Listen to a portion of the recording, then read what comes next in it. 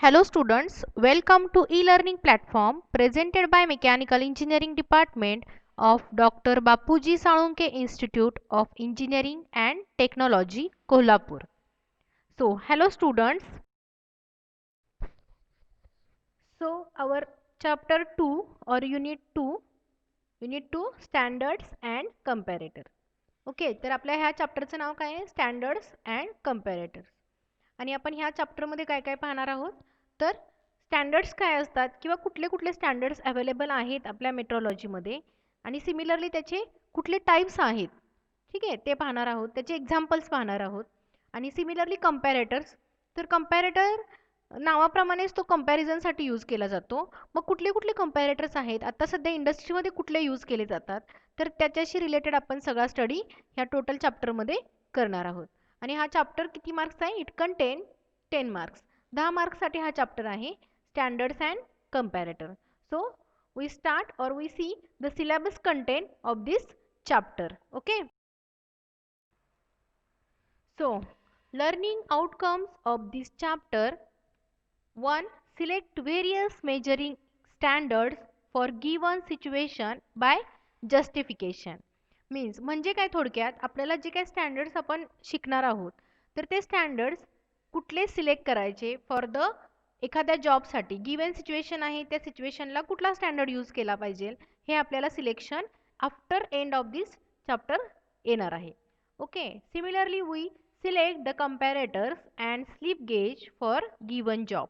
एखादा given job आहे त्याच्यासाठी कुठला स्लिप गेज घ्यायचा. स्लिप गेजेसच्या वेगवेगळ्या साईजेस असतात, त्यातली कुठली साईज आपण सिलेक्ट केली पाहिजे.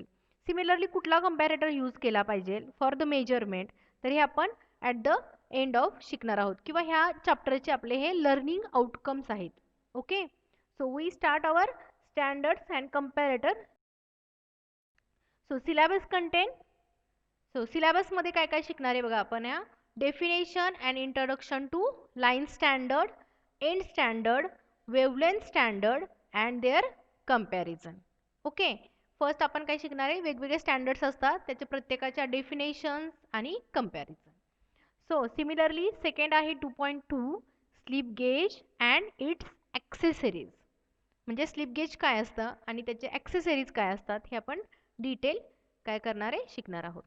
Similarly 2.3 definition, requirement of good comparator, classification, use of comparators. म्हणजे ह्याच्यात आपण थोडक्यात कंपॅरेटर काय असतो, सिमिलरली त्याचे रिक्वायरमेंट काय असतात, क्लासिफिकेशन काय आहे आणि त्याचा यूज काय आहे, हे सगळं आपण ह्या पॉईंटमध्ये बघणार आहोत. Similar next construction and working principle of comparators.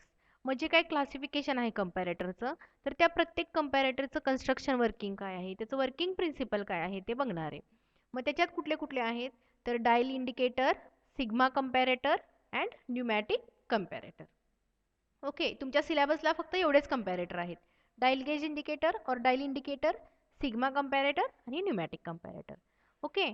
आणि लास्ट वन आहे रिलेटिव्ह ॲडव्हान्टेजेस अँड डिसॲडव्हान्टेजेस. म्हणजे रिलेटिव्ह ॲडव्हान्टेजेस डिसॲडव्हान्टेजेस कशाचे, तर कंपॅरेटरचे.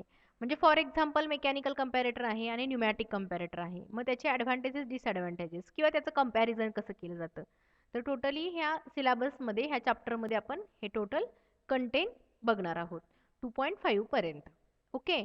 So now we start our is standard.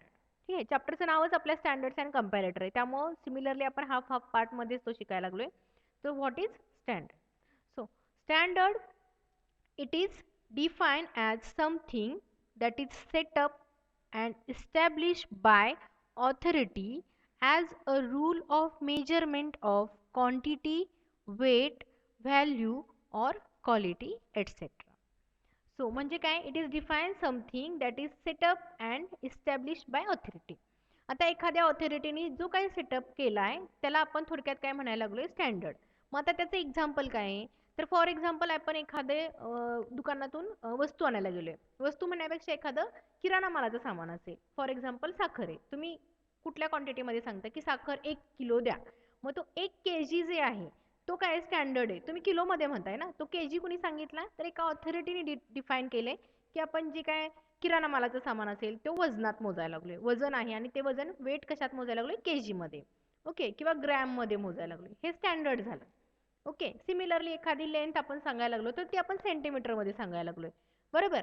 मग सेंटीमीटरमध्ये का सांगतो, तर इट इज अ स्टँडर्ड. तो स्टँडर्ड बनवला एका ऑथॉरिटीनं, त्या स्पेसिफिक ह्याला काय केलेलं आहे, आपल्याला स्पेसिफिक लेंथला आपण सेंटीमीटरमध्ये मोजा, मग हा स्टँडर्ड झाला. So it is standard. मग स्टँडर्डची डेफिनेशन काय सांगितली, it is defined as something that is set up and establish by authority as a rule of measurement of quantity, weight, value और क्वालिटी. ह्याच्यानुसार आपण काय केलं, स्टँडर्ड बनवलेले.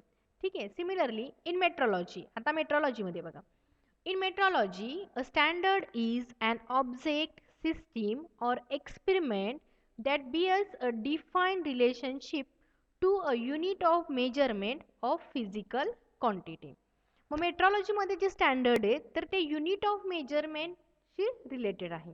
ठीक आहे, relationship to the unit of measurement. Unit of measurement कुठले, जे आपण आता बघितले की सेंटीमीटर, मीटर, के जी किंवा अदरवाईज आता आपल्याला भरपूर वेगवेगळे युनिट्स मिळणार आहेत पुढे मेट्रोलॉजीमध्ये. तर त्या सेपरेट क्वांटिटीसोबत युनिट ऑफ मेजरमेंटसोबत जेव्हा आपण रिलेशनशिप विथ एखाद्या पार्ट सांगतो त्या ऑब्जेक्टला आपण काय म्हणतोय, स्टँडर्ड म्हणतोय. ठीक आहे, म्हणजे ते झालं standard. So now the types of standard. तर जनरली त्याच्या 3 टाइप्स आहेत. त्यातला फर्स्ट आपण पाहतो इथं, लाईन स्टँडर्ड. मग लाईन स्टँडर्ड कशाला म्हणायचं, line standard is the standard in which distance is measured between 2 lines. ठीक आहे, आता लाईन स्टँडर्ड कोणाला म्हणतोय आपण, जेव्हा 2 लाईन मधलं डिस्टन्स मेजर केलं जातं त्याला आपण लाईन स्टँडर्ड म्हणायचं. ओके, म्हणजे आता मी जर मगाशी जसं सांगितलं की फॉर एक्झाम्पल मी एखादी लेंथ सांगितली 150 mm किंवा 150 सेंटीमीटर, अदरवाईज 150 फूट, म्हणजे जे काय असेल त्याचं युनिट, तर ते जे डिस्टन्स मी सांगते 2 लाईन मधलं त्याला आपण लाईन स्टँडर्ड म्हणतो. ठीक आहे, म्हणजे 150 सेंटीमीटर ते कुठलं स्टँडर्ड झालं माझं, लाईन स्टँडर्ड. ओके, परत एकदा डेफिनेशन बघा, line standard is the standard in which distance is measured between 2 lines. 2 line मधला डिस्टन्स त्याला लाईन स्टँडर्ड म्हणायचं. Okay, so characteristics of line standard. मग लाईन स्टँडर्डच्या कॅरेक्टरिस्टिक्स काय, so simply it is easy and quick. म्हणजे आपण fast करू शकतो. मी तुम्हाला 2 लाईन मधला डिस्टन्स मोजा सांगितलं तर तुम्ही एकदम क्विकली आणि इझिली ते फाइंड करू शकता. Similarly parallax error can be generated. हां, मग ह्याच्यात काय होऊ शकतं, ह्याच्यात कॅरेक्टरिस्टिक्समध्ये काय प्रॉब्लेम येणार आहे ह्याच्या, तर तो जो काय पॅरलॅक्स एरर आहे की तुम्हाला जो पॅरलॅक्स एरर काय असतो आपण फर्स्ट चॅप्टरमध्ये बघितला आहे, पोझिशनशी रिलेटेड जो एरर असतो त्याला पॅरलॅक्स एरर म्हणतो आपण, बरोबर. मग मी आता ऑब्झर्वर आहे आणि माझ्याकडून जर ती लेंथ मोजताना जर पॅरलली एरर आला, म्हणजे मी पॅरलली तो ऑब्जेक्ट ठेवला नाही, लेंथ ठेवली नाही, थोडीशी टिल्ट झाली, तर त्याला मी काय म्हणणार आहे, पॅरलॅक्स एरर. मग ह्याच्यामध्ये ह्याचा थोडक्यात आपण ह्याला डिसएडव्हान्टेज म्हणू शकतो की हा लाईन स्टँडर्डचा डिसएडव्हान्टेज आहे की तिथं हा एरर तयार होतो.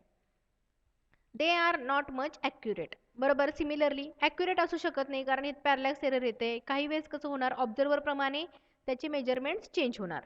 फॉर एक्झाम्पल मी एखादी लेंथ मोजली, मी सांगितलं की ते 20.5 आहे, दुसरा एखादा व्यक्ती येईल आणि तो सांगेल की ही 21 आहे, म्हणजे 21 आहे, किंवा एखादा येईल तो 19.5 सांगेल. म्हणजे डिपेंड्स ऑन ऑब्झर्वर, हे काय ॲक्युरेट असेलच असं सांगता येत नाही. ओके, आणि ह्याचं एक्झाम्पल काय, आपली स्टील रूल. स्टील रूल जी आहे ती कशाचं एक्झाम्पल आहे, तुमच्या लाईन स्टँडर्ड्सचं. म्हणजे आता तुम्हाला समजलं असेल की तुम्ही आतापर्यंत जे काय मोजमाप घेताय किंवा जे काय मेजरमेंट्स घेतायत, फॉर एक्झाम्पल तुमच्या ड्रॉइंगच्या सब्जेक्टसाठी घेतले असतील किंवा ग्राफिक्ससाठी घेतले असतील, तर स्टील रूलनं जेवढे आपण 2 लाईनमधलं मेजरमेंट घेतोय त्याला आपण काय म्हणणार आहे, लाईन स्टँडर्ड. ओके, ह्याला काय म्हणलो आपण, line standard. Now next, so आपण एक्झाम्पल बघूया लाईन स्टँडर्डचं एक्झाम्पल. तर हे एक एक्झाम्पल आहे, हा वर्कपीस आहे. ह्या वर्कपीसमध्ये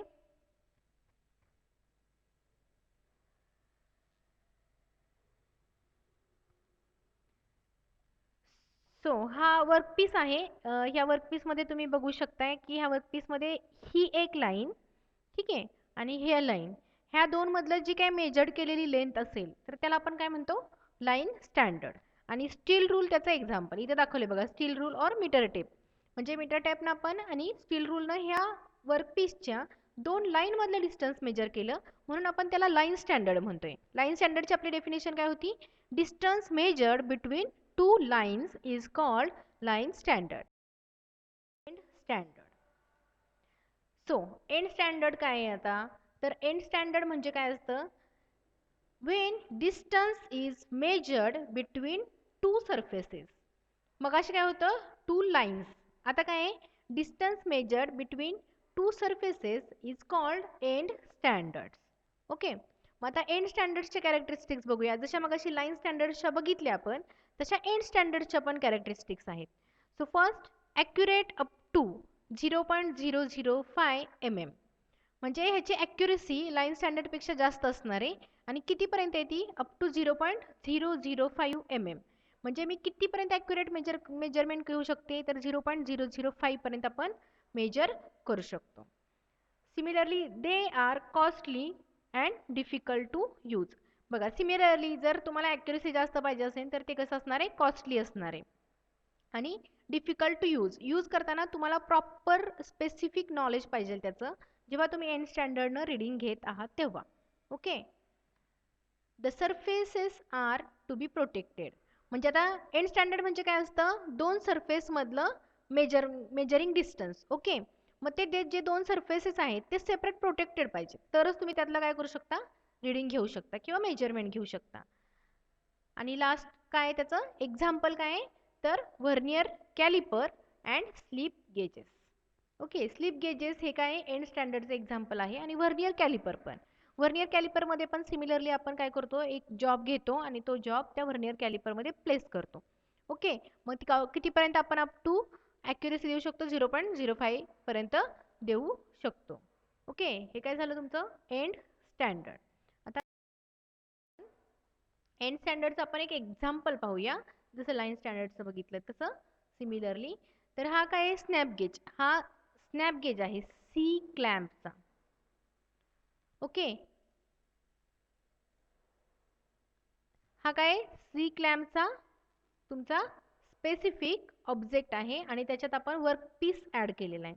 ओके, सो ह्या एक्झाम्पलमध्ये तुम्ही बघू शकताय की हे एंड सर्फेसेस आहेत. ह्या दोन एंड सर्फेसमधलं मी डिस्टन्स घेते किंवा मेजरमेंट घेते म्हणून आपण त्याला एंड स्टँडर्ड म्हणतोय. ओके, आणि ह्याच्यात काय केलं आहे? तर डायमीटर मेजर केलं आहे आपण ह्या वर्क पीसचा.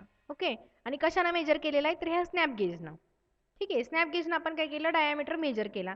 हे जे इन्स्ट्रुमेंट आहे ते आपल्याला नेक्स्ट चॅप्टरमध्ये प्रॅक्टिकलमध्ये पण आहे आपल्याला, आणि नेक्स्ट चॅप्टरमध्ये डिटेलमध्ये शिकायला मिळेल. ठीक आहे, यात काय केलं आहे? हा सरफेस आणि हा सरफेस इथं कनेक्ट केलेला आहे आणि त्याचं रीडिंग इथं काय असेल ते पाहिलेलं आहे. ओके, मग ह्याला डायमीटर मेजरमेंटसाठी आपण सरफेस यूज केले म्हणून त्याला एंड स्टँडर्ड म्हटलो आपण. Wavelength standard. वेवलेंथ स्टँडर्ड कितवा स्टँडर्ड आहे आपला? तिसरा. पहिला कुठला झालता? Line standard. Second end standard. आणि तिसरा जो आहे तो वेवलेंथ स्टँडर्ड. सो आता हे काय बघा, material standards are subjected to destroy day by day. Concept leads to generate wavelength standard. म्हणजे थोडक्यात काय? तर जे आपले दोन स्टँडर्ड मगाशी आपण बघितले म्हणजे मटेरियल स्टँडर्ड्स आहेत ते, तर ते स्टँडर्ड डिस्ट्रॉय व्हायला लागलेत म्हणून आपण काय केलं? वेवलेंथ स्टँडर्ड जनरेट केला. मग वेवलेंथ स्टँडर्ड जनरेट केला म्हणजे काय आहे? तर simple light rays are used as a source of wavelength standard. म्हणजे सिम्पल लाईट रेजचा यूज करतो आपण आणि त्या लाईट रेजचा सोर्स यूज करून आपण वेवलेंथ स्टँडर्डचा काय केले? जनरेशन केलेले. आणि वेवलेंथ स्टँडर्डमध्ये पण सिमिलर काय केलं जातं? मेजरमेंट घेतले जातात. मग कुठले मेजरमेंट घेतले जातात? तर थोडक्यात आपल्या प्रॅक्टिकल लॅबमध्ये आहे मोनोक्रोमॅटिक लाईट सोर्स. मग मोनोक्रोमॅटिक लाईट सोर्सनं आपण काय करतो? तर त्या लाईट सोर्सचा यूज करून आपण जे आपले ग्लास पीस आहेत म्हणजे त्याचा स्पेसिफिक शेप आहे की फ्लॅट आहे किंवा कॉन्केव शेप आहे, कॉन्व्हेक्स शेप आहेत. हे शेप तुम्ही सगळ्यांनी ऐकलेले आहेत. तर हे शेप जे आहेत ते एक्झॅक्ट आहेत का? ते आपण बघण्यासाठी काय करतो? ह्या वेवलेंथ स्टँडर्ड्सचा यूज करतो. ओके, म्हणजे लाईट सोर्सचा मी यूज केला आणि मला जे शेप आहेत ग्लासचे ते शेप तुम्हाला एक्झॅक्ट कळतात की तुमचा शेप कॉन्व्हेक्स आहे, कॉन्केव आहे, फ्लॅट आहे किंवा वेगवेगळे अजून आहेत. ते सगळे शेप तुम्हाला लक्षात येतील. ठीक आहे, हे झालं वेवलेंथ स्टँडर्ड. लाईट सोर्सचा यूज करून आपण वेवलेंथ स्टँडर्ड जनरेट केले. मग कुठले सोर्स असतात? तर हे सोर्सेस आहेत कॅडमियम 11, क्रिप्टॉन 86 अँड मर्क्युरी 198. म्हणजे ह्या सोर्सेसचा यूज करतो आपण. Can be source of light wavelength. हे सोर्सेस आहेत, लाईट वेवलेंथसाठी यूज केले जातात. आपण जे यूज करतो आपल्या लॅबमध्ये तो क्रिप्टॉन 86 आहे. ठीक आहे, तुम्ही जेव्हा प्रॅक्टिकलला येताल तेव्हा तुम्हाला ते क्लिअर होऊन जाईल. So next, it was decided that krypton 86 in a hot cathode discharge lamp at 68 degree Kelvin generates orange radiations and they can be used as the ultimate wavelength standard. Similar ते सांगितलं मी आता. आपल्या लॅबमध्ये जो आहे तो क्रिप्टॉन 86 आहे आणि तो जेव्हा in a hot cathode discharge lamp, जेव्हा हॉट कॅथोड डिस्चार्ज लॅम्पमध्ये तुम्ही त्याला हे करता तेव्हा तो काय जनरेट करणार आहे, orange radiation. Okay, orange radiation generate करणार. आपल्या इथं पण सेम आहे तेच, क्रिप्टॉन 86 ऑरेंज रेडिएशन जनरेट करतो आणि त्या रेडिएशनचा यूज करून आपण वेवलेंथ स्टँडर्ड्स काय करत असतो, स्पेसिफिक यूज करत असतो. ठीक आहे, वेवलेंथ स्टँडर्ड्स कळालं. आता सिमिलर त्याचे कॅरेक्टरिस्टिक्स, जसं आपण लाईन स्टँडर्ड बघितलं, एंड स्टँडर्ड बघितलं, तसं वेवलेंथ स्टँडर्ड्सचे कॅरेक्टरिस्टिक्स बघा. काय असणार आहे, हायली ॲक्युरेट. म्हणजे जे मागचे दोन आपण बघितले त्याच्यापेक्षा जास्त ॲक्युरेट कुठला असणार आहे, wavelength standard. More difficult as a compare to other. हां, डिफिकल्ट आहे का, हायली ॲक्युरेट आहे त्यामुळे सिमिलरली ते काय असणार आहे, डिफिकल्ट असणार आहे. म्हणजे तुम्हाला यूज करताना प्रॉपर स्पेसिफिक नॉलेज असणं इम्पॉर्टंट आहे. आता फॉर एक्झाम्पल मला लाईन स्टँडर्डनं मेजर करायचं आहे, मी स्टील रूल घेतली, स्केल घेतली म्हणजे थोडक्यात, आणि दोन लाईनमधलं डिस्टन्स मोजलं. ह्याच्यासाठी काही स्पेसिफिक नॉलेजची गरज नाही आहे. पण तेच जेव्हा तुम्हाला मी मोनोक्रोमॅटिक लाईट सोर्स हा जो वेवलेंथ स्टँडर्डचा एक्झाम्पल आहे तो यूज करायला सांगितला तर तुम्हाला ते प्रॉपर नॉलेज असणं गरजेचं आहे की ऑरेंज लाईट सोर्स कधी येणार, तो आल्यानंतरचा मी जो जॉब स्पेसिफिक तिथं ठेवणार आहे तो जॉब कसा ठेवायचा, कुठल्या अँगलनं ठेवायचा आणि त्याचं नंतरचं रिडिंग कसं घ्यायचं, हे सगळं नॉलेज तुम्हाला असणं इम्पॉर्टंट आहे. सो सेकंड कॅरेक्टरिस्टिक काय सांगितलं मी, more difficult as compare to others. ह्या दोनपेक्षा हा डिफिकल्ट आहे definitely. No affected by environment. म्हणजे मागचे दोन होते ते एन्व्हायरमेंटनं अफेक्टेड असतात. कारण बघा लाईन स्टँडर्ड एंड स्टँडर्डमध्ये एन्व्हायरमेंटनुसार तुमचं स्पेसिफिक काहीतरी एरर येऊ शकतो. तसा इथं नो अफेक्टेड बाय एन्व्हायरमेंट म्हणजे तुमचं एन्व्हायरमेंट कसं आहे त्याचं काही घेणं देणं नाही, तो तुम्हाला ॲक्युरेटच रिडिंग देणार. जे काय आहे ते रिडिंग तुम्हाला ॲक्युरेट देणार. आणि लास्ट वन एक्झाम्पल जे मी मगाशी सांगितलं तुम्हाला, आपल्या लॅबमध्ये पण ते इन्स्ट्रुमेंट आहे मोनोक्रोमॅटिक लाईट सोर्स, ज्याचा आपण यूज कशासाठी करतो सांगितलं मी, जे ग्लासेसचे पीस आहेत त्याचा शेप बघण्यासाठी. म्हणजे चष्म्याच्या ग्लासेसमध्ये तुम्ही ऐकलं असेल किंवा तुम्ही शाळेत असताना पण शिकलेला आहात की कॉन्केव्ह आणि कॉन्व्हेक्स शेप. तर हे कॉन्केव्ह आणि कॉन्व्हेक्स शेप एक्झॅक्ट आपल्याला कसा कळतो, जेव्हा तुम्ही हातात तो ग्लास घेणार आहे तेव्हा तुम्हाला हातात घेऊन आपल्याला व्हिज्युअली किंवा आपण हातात टच करून ते सांगू शकत नाही की तो शेप कॉन्केव्ह आहे का कॉन्व्हेक्स आहे. ते तुम्ही मोनोक्रोमॅटिक लाईट सोर्सने एक्झॅक्ट सांगू शकता. जरी तुम्हाला सेम दिसत असले तरी त्याच्या शेपमध्ये कसा डिफरन्स आहे तो तुम्हाला एक्झॅक्ट पाहायला मिळेल. So thank you student. काही जरी क्वेरी असेल, तुम्हाला काही प्रॉब्लेम असेल, आत्ता जे काही आपण बघितले स्टँडर्ड्स वगैरे, तर तुम्ही डायरेक्टली कॉन्टॅक्ट करू शकताय. आणि बाकीचा जो स्टँडर्डशी रिलेटेड कंपॅरिझन आहे तर ते आपण नेक्स्ट व्हिडिओमध्ये पाहूया. Okay, thank you again.